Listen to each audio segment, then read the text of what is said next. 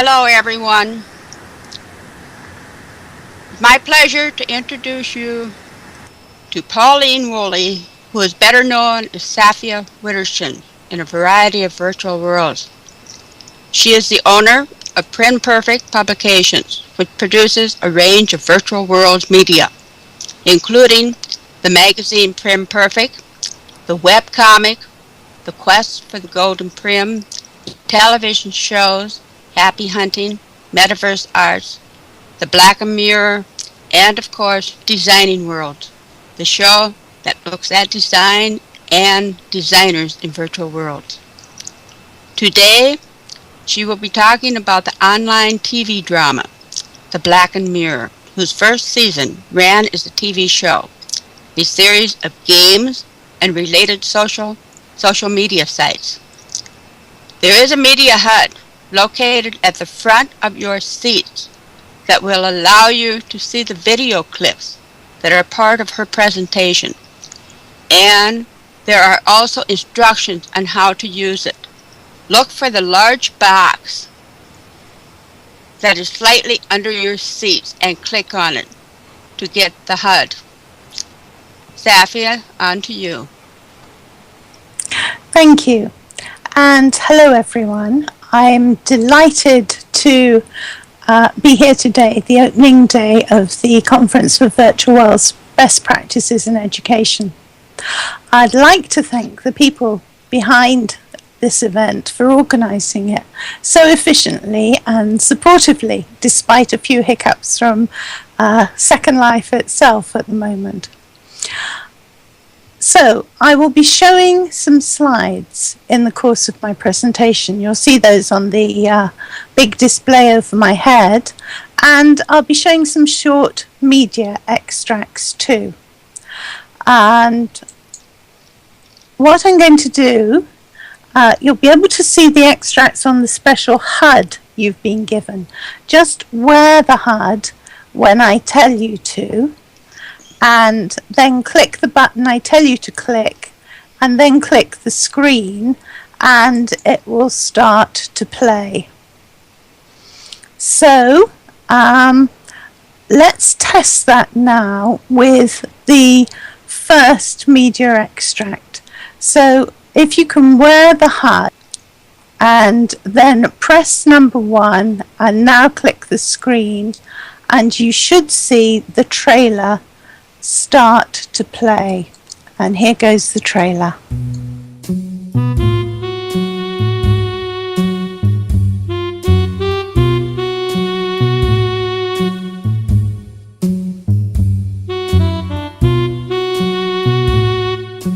A wise man once said that no good deed ever goes unpunished.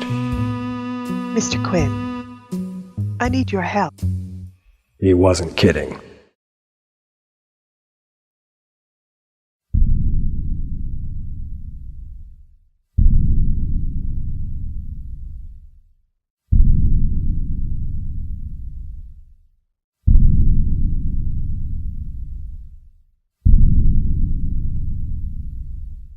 I said I'd see Miss Alice home.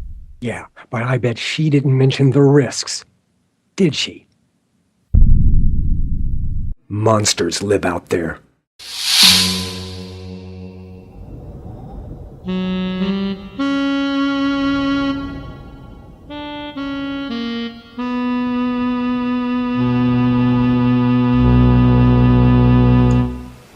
Okay, so that was a little foretaste. You can detach the HUD for now. Just right-click and select Detach, not Delete, as you'll need it again.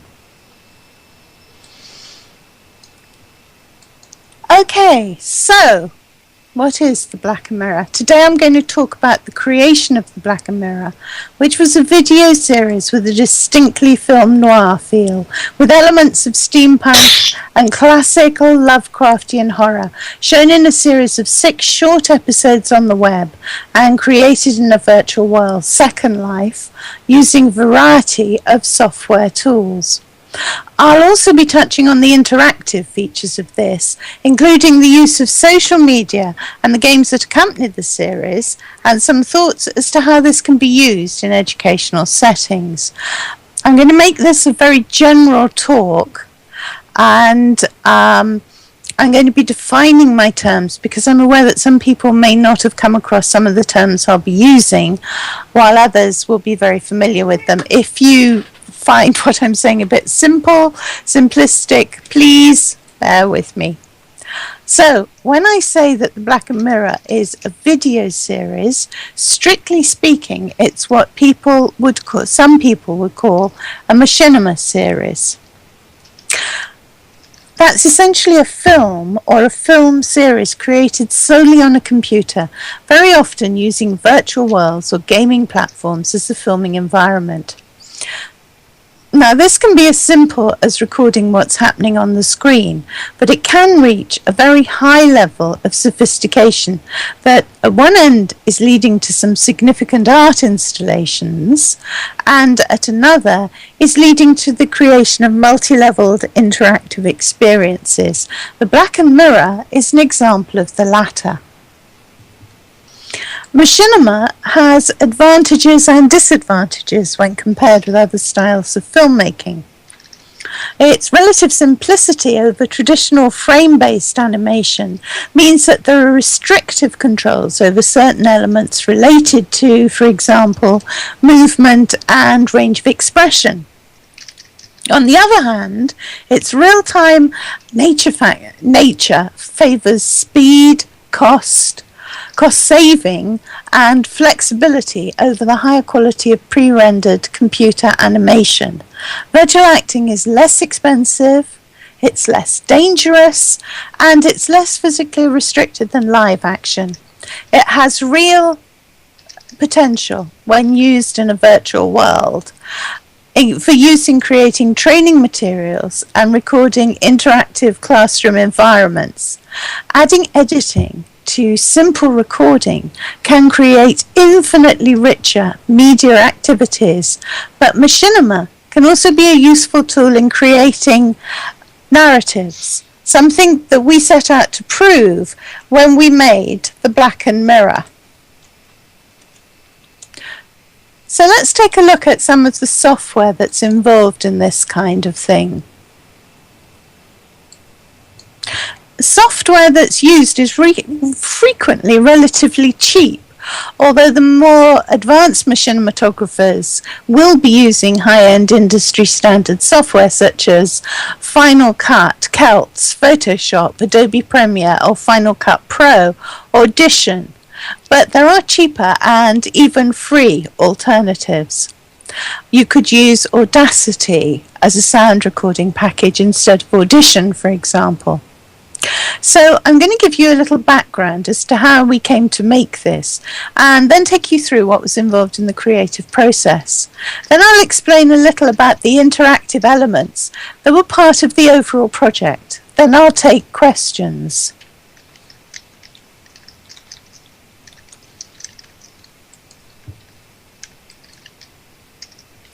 So let's start with a little background.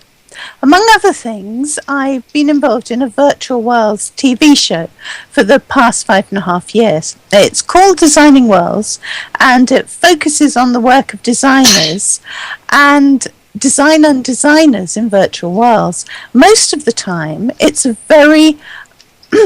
very straightforward show. We've looked at the work of artists, designers, non-profits and educational institutions working in virtual worlds. We did a show on the University of Oxford First World War poetry build, for example. Occasionally, we have fun exploring a steampunk city called New Babbage. Those tend to be more dramatic shows, purporting to investigate the theft of stolen diamonds, for example. And they're quite silly and good fun, as well as being very popular. So I'd already dabbled in drama in virtual worlds before I actually started work on the Blackened Mirror. The original idea for the Blackened Mirror came out of the need for a filler for a show that features a very popular game in Second Life, Hunts, a show called Happy Hunting that I'm the executive producer for. The idea was to create a series of short episodes of a drama that would cross the boundary between narrative and interactive games. Now, currently, many games employ narratives to drive them. This would, however, be a narrative, a film series with associated games, which wouldn't materially affect the narrative. This is something that we feel also has considerable potential in an educational environment, where the games could be used to reinforce rather than drive the narrative, or indeed could function as a reward. We also believed and continue to believe that this is a new and powerful form of filmmaking. It's not perfect yet. We're not producing the standard you'll see coming out of Pixar, for example. But we believe that this is a technique that's evolving, coupled with this technique which we're evolving, coupled with strong and compelling storytelling, is going to put the potential for sophisticated filmmaking in the hands of people in the same way that ebooks and electronic publishing are revolutionizing conventional publishing. It can be primitive, yes, but we felt and feel that the power of narrative can, to some extent, balance that. One thing I did before we started was to show the actors, the American actors anyway, the British TV show from the 1960s called Thunderbirds. That was an animated show with essentially puppets performing science fiction adventures. That animation was limited. They avoided showing the puppets walking because they looked silly. When the camera went in close, they used real hands. The puppets' faces were expressionless, but they had strong stories. And I bet anyone British here who grew up with Thunderbirds has a favourite Tracy brother, or maybe goes for Lady Penelope or Parker. The characters really stay with you. Now, I was very fortunate for this in being able to access a very good team of people. Several of the actors who appear, for example, are professional actors with considerable experience in dubbing anime movies for the American market. The writer is a professional screenwriter, and others on the crew had professional broadcasting experience. Among other things, I got to direct. Probably the high point of that for me was when we made a spin-off radio play, and Peter Jurassic played a small part. You may remember him as Londo in Babylon 5. One important part of this is that the team are distributed worldwide. Involved in the project were people from Australia, the UK, Oxford, Bristol, Staffordshire, New York, Philadelphia, Maryland, Georgia, California, and other parts of the US. It's essentially a collaborative process, which can be really hairy in terms of time zones. I'd say the core apps that kept us together, scattered around the world as we were, are Google Docs and Skype. Another important tool for us was Livestream, which made it possible for several people to be in the edit studio simultaneously. Our editor, who is actually Pat Love Pet Shop, who's filming me here today, our editor had the package open on her machine, and several other people were able to sit in and work with her through being in her live stream studio, and that was valuable beyond belief. What I'd like to do now is talk you through the workflow, the process by which we create the video. Any of you with filmmaking experience may find this pretty familiar. What's unusual about it is the virtual collaboration aspect, I think, and the range of tools that are pretty freely available. So we start off with pen and paper, our writer's pen and paper. He makes basic notes and blocking on paper. Then when he has the draft written, he uses Final Draft, which is a professional package, for the actual script writing, as all the formatting work is done for you and gets out of the way so he can focus on the story. And here's an example of a page of the script. He and I, as director-producer, then discuss the script. When we have an agreed script, it's shared with the cast and crew through a PDF in Google Docs. This is an example of a scene from episode 6. I'm going to use this scene as a reference throughout. We then need to assemble the sets and any objects we'll need. Some of the sets are already in place. The film Noir City, for example, was already in place, complete with the cafe and the diner that we used. But we actually put in a special building to act as Quinn's office. I think it goes without saying that creating and using locations and dressing a set is considerably cheaper in a virtual world than it is in the real world, or by using conventional CGI. At one point, we use a house that floats on an island in the air, attached to land by a chain. In another, we use an amazing fantasy landscape. You'll see a little of that later. Of course, these are CGI because the whole film is CGI, computer-generated imagery. But we don't need to green screen the characters. They can be there, and for free. In this scene, in episode 6, we found a suitable ship and placed it in a quiet area of sea. Doing something like that is pretty standard for a film. But shooting in a virtual environment takes it further. We were able to choose the lighting. We were able to choose what the sky should look like. We were able to lay down a heavy level of fog. We also had to have special poses, what are called custom animations, created so that Quinn and Alice could lean on the railing of the ship and talk. Generally, the actors who will perform within the avatar, what we call puppeting the avatar, will be expected to provide their clothes and also any particular gestures and facial expressions. That might be a crouch, for example, or a gun handling gestures. We have people who can recommend things that look effective. There'll be rehearsals for the actors too. Something we learned to do as the series progressed, voice capture sessions.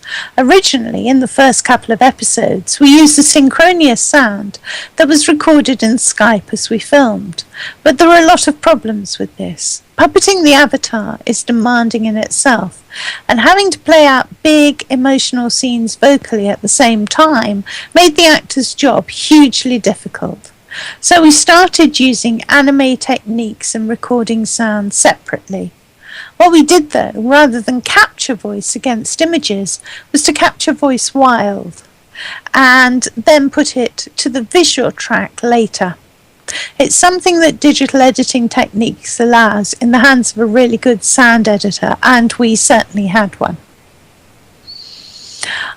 It's another advantage in that classic cartoon filming here, it meant we were able to divorce the puppets from the voices entirely. That meant that some parts could be played by very skilled voice actors, while the avatar, filmed separately, was controlled by someone else entirely.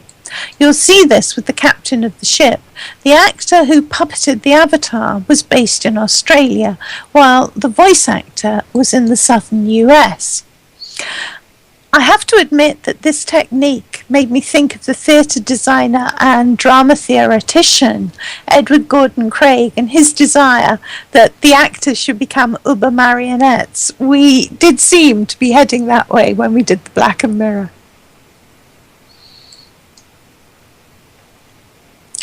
The next stage, while the actors were working on voice recording the script, was to produce storyboards that the camera team could use. These break down the scenes into a series of shots. They serve two really valuable functions for us. They help the camera people to create to position the cameras, and they're invaluable in editing the show later, showing when to make cuts, for example. We could shoot with one camera, sometimes two, which meant we might position the camera in line with the storyboard and then shoot the whole scene from that angle, then get a reverse angle shot, shoot the whole scene again. Then we'd do close-ups on individual actors. The storyboards help the editor track what was planned to go where, while also giving us the freedom to change our mind in the editing suite.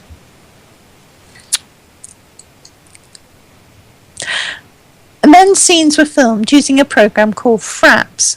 This can be manipulated to capture the screen while not showing the interface or the cursor. Most camera people have a tool called a space navigator rather than a conventional mouse. It allows for smoother zooms and tracking shots. These aren't cheap. They're around £100, $120 to $150. But as I say, most camera people find them essentially. Generally, we use 2 or more cameras. There are in-world devices that allow for editing on the fly by setting up multiple camera shots so that you can cut from one to the other. We use this on talk shows where the camera person can be trusted to perform what is in effect the role of the studio director and go to camera 1, go to camera 3 as needed. When we're doing narrative shooting, this is generally not a good option, and we go for a more generally filmic technique with 1 or 2 cameras shooting the same scene from different angles, so each scene will be performed several times. This can be difficult. It can be harder to get an avatar to hit a mark than it is a human. Some things are unique to this kind of filming. We struggle to have 2 cameras, to have 2 characters walk down a street together and then stop at the same point. That can take hours, literally hours of filming. Sometimes the problems are common to all types of filming. Continuity, for example. We once spent a day shooting some very tricky shots, got them perfectly, and then realised that one character had taken a jacket off while another had put a jacket on. Since then, we have made a habit that everyone makes an outfit folder of what they are wearing in a particular scene and always uses it for that scene. Once we have the film in the can, we can move to editing. For season 1, we were using a relatively cheap editing package called Sony Vegas. It might be possible to do this in iMovie or Windows Movie Maker. However, I think we may be moving to Adobe Premiere for season 2. But Sony Vegas gave us very good quality work.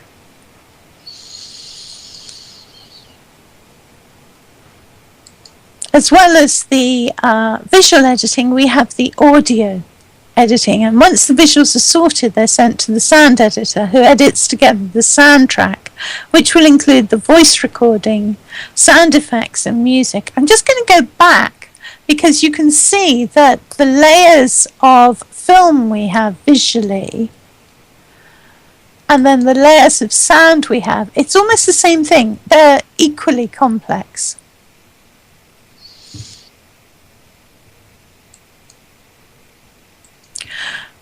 Once we have the soundtrack complete, it's then sent to the editor, who marries the visual and soundtracks and renders them to output a movie that can be put on YouTube, Vimeo, Treat TV, and so on.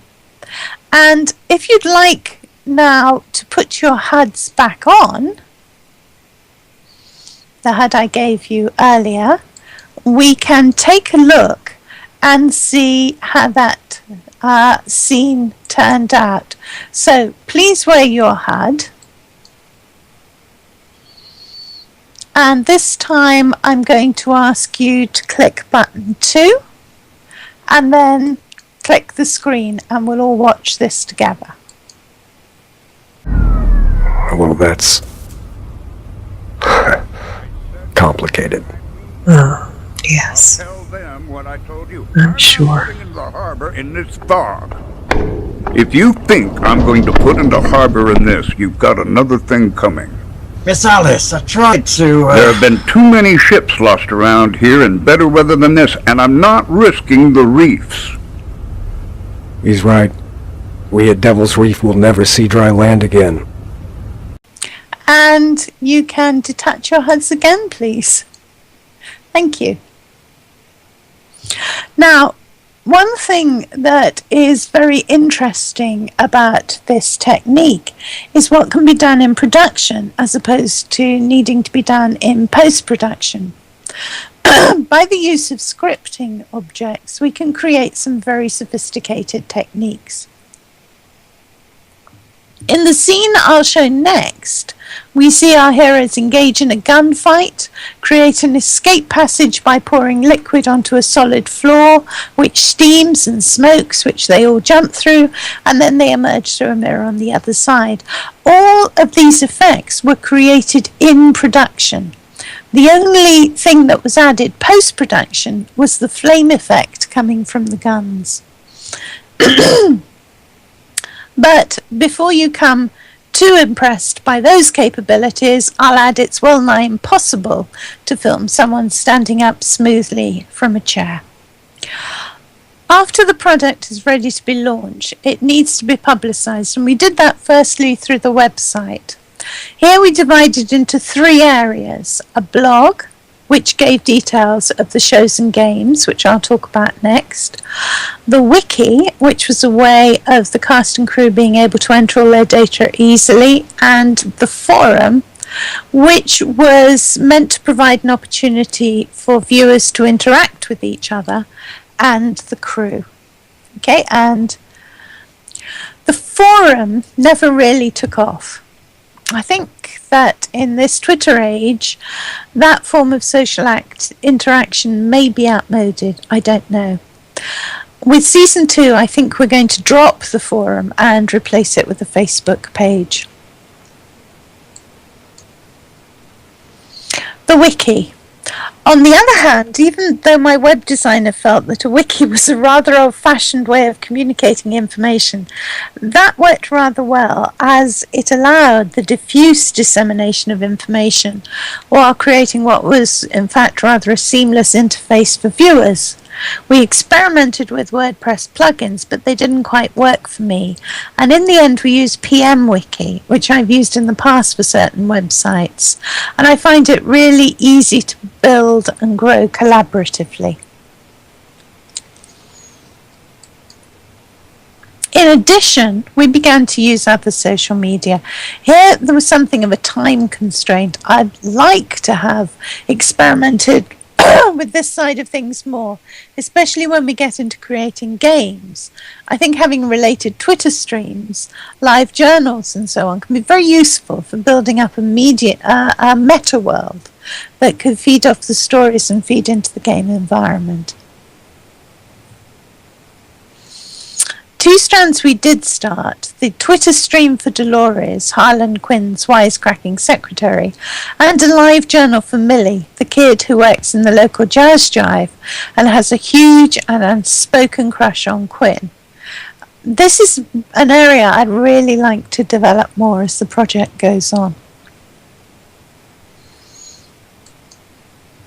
Finally, the games, which, as this started as a film noir series, we christened Fun Noir, which I know it's a fairly dreadful pun.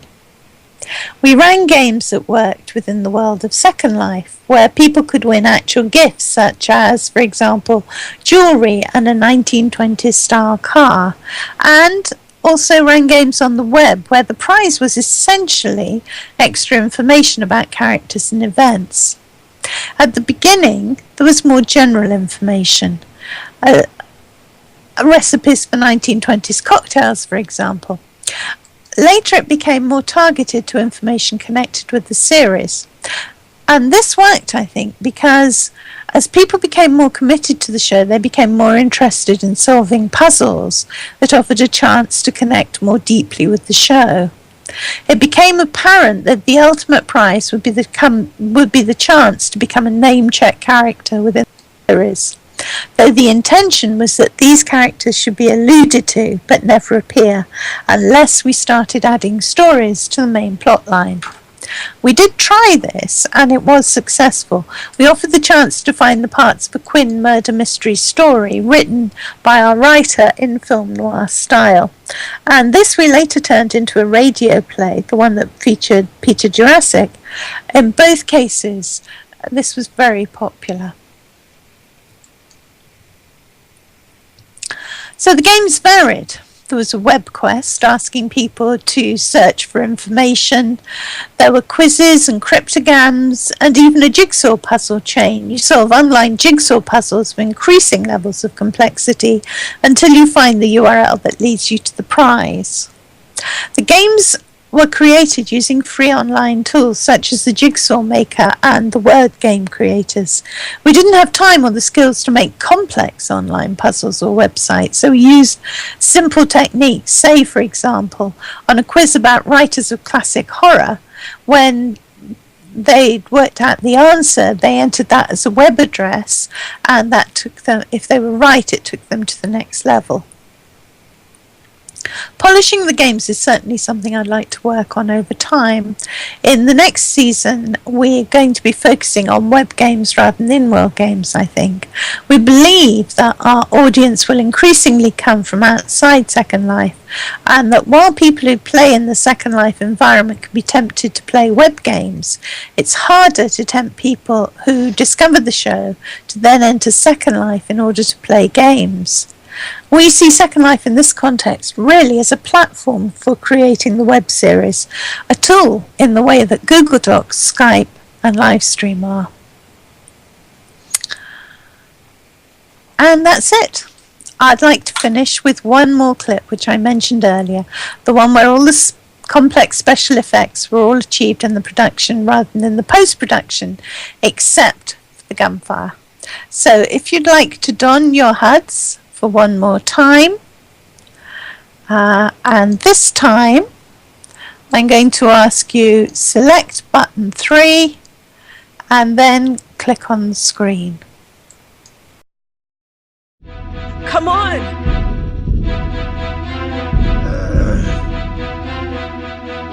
We'll hold him off here! No, no time for that! Follow me! But you... Just do it!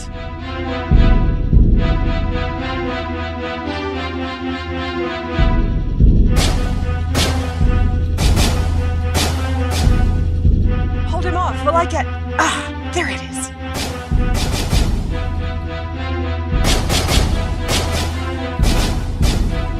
Got it. Now to get us out of here.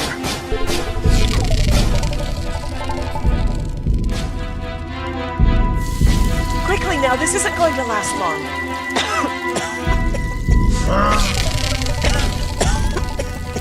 Mr. Quinn! You go first. I'll come after. No, it doesn't work like that. I have to go last. Now, come on! Tell me this is going somewhere we can regroup a little.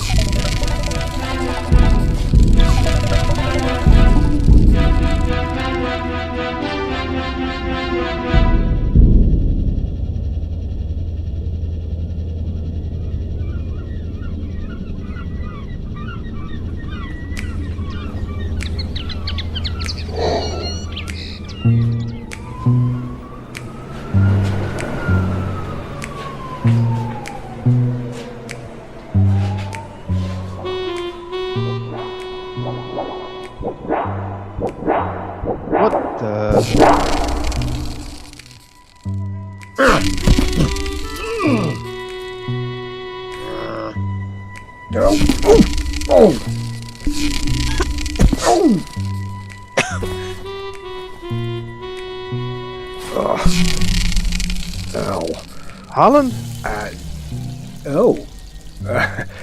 Well, hi, Edward. Oh, hey, bar still open? Why do I get the feeling you're not here to pay off your tab? Okay, and when it's finished, you can detach your HUDs for the last time. And I'm putting more information up on the screen now. So, are there any questions now? If you want to type them in chat, I should be able to see them, or someone can give them to me. First of all, the I've been asked, are the past episodes still available for viewing? Yes, they are. You can see them on the website at theblackandmirror.com, and you can also see them on the Treat TV site. They were originally broadcast on Treat TV. They are also up on YouTube, so you have various ways of checking them out. Someone else, I don't think the schedule mentioned what time zone those are in. Is it Mountain Standard Time? They are now on the web, so really you can see them at any time. The last season was shown as part of Happy Hunting on a Friday at 3 p.m. SLT every other Friday. But now they are, I don't know what the times will be next season. We have to discuss that. But the next season will be starting in October. Are there any more questions? Fingers crossed, next season starts in October. We're getting it ready at the moment. But there will be details on the Blackened Mirror blog and on the Treat TV website when the new season is starting. We'll be doing as much publicity as we can. You can also follow the Blackened Mirror on Twitter, by the way. Okay, so does anyone have any more questions, or shall we call it a day now? Well, thank you very much for coming, everyone. It was great to have a chance to present this to you all. I do have a copy of a special HUD, if anyone is interested, that works the same way as the HUD you were wearing to see the clips. But this would be for the entire show. So if anyone would like a copy of the HUD, please just ask me. That way you can see all the episodes together. If you would like one, just IM me and I will give you one.